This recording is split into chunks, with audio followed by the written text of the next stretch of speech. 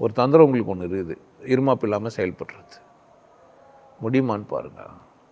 நான் ஆண் இல்லை பெண் இல்லைன்னு சொல்கிறது சிவகாமத்தில். பால் ஒன்று பற்றின் பண்பின் பயன் கெடும் அப்படின்றார். மால் ஒன்று பற்றி மயங்குகின்றார். ஒரு அளவு வச்சுன்னு போகிறீங்க, அளவே இல்லை கடவுளுக்கு, அடிமுடி கிடையாது. கதைங்களாம் நிறைய சொல்லி வச்சுட்டாங்க. அதனால் சிவனியம் பார்த்துட்டா அப்படி தான் ஆகிடுவீங்க. அதுதான் அவனோட அடையாளம் அதுதான். அதனால் இருமாப்பெலாம் அவனுக்கு இருக்க முடியாது. ஆனால் கேட்குறவங்களுக்கு இருமாப்பாக இருக்கும். நான் பேசுறதெல்லாம் கேட்கும்போது இருமா என்ன ஜாதி திமல்ல அலையிடாடா நாயே அப்படி என்ன பண்ணால் எவ்வளோ இருமாப்பாக பேசுகிறான் அப்படின்னு தான் உங்களுக்கு தோணும். இங்கே எதுவுமே இல்லை, உனக்கு இருக்கிறத சுட்டி காட்டுறேன் அவ்வளோதான். அதுவே உனக்கு வலிக்குதுன்னா நானாக செய்ய முடியும். உனக்கு திமிரு, நான் என்ற அகந்தை உனக்கு இருக்குது. ஞானத்தில் நான் என்ற அகந்தை இல்லை. கொண்டாட முடியும், எதிர்பார்ப்போடும் இருக்க முடியும், எதிர்பார்ப்புகளை தனக்கு தேவையாக மாற்றிக்கவும் முடியும். ஆனால் ஆணவமாக இருக்க முடியாது, அகத்தை அலங்காரமாக வச்சுருக்க முடியும். அதனால் என்னை கண்டுபிடிச்சிட்டு இருந்தால் சந்தோஷம்தான்.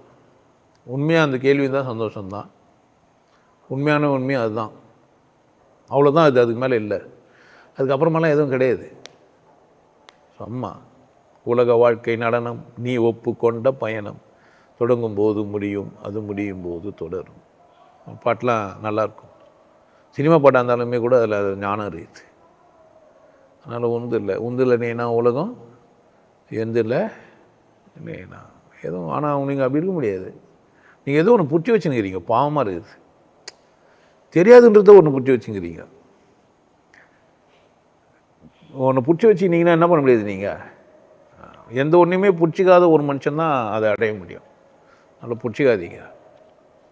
நான் கூட உங்களுக்கு சுமையாக இருந்தால் விட்டுருங்கன்ற. நான் சம்டைம்ஸ் நான் கூட உங்களுக்கு சுமையாக இல்லை, நான் கூட சுமையாக இருந்தால் என்ன பண்ணுறேங்க, என்ன விட்டுருங்க. நான் உங்களுக்கு சுமை தர்றதுக்காகலாம் இங்கே இல்லை. அதெல்லாம் தாண்டி இந்த மனுஷன் உதவும் வந்தால் நம்ம ஞானம் மஞ்சிட முடியும், நம்மளும் அமைதியாக இல்லாம், நம்மளும் தெளிவாக இருக்கலாம், நாமளும் இருமாப்பு இல்லாமல் இருக்கலாம், நாமளும் கொண்டாட்டமாக இருக்கலாம்னா வாங்க.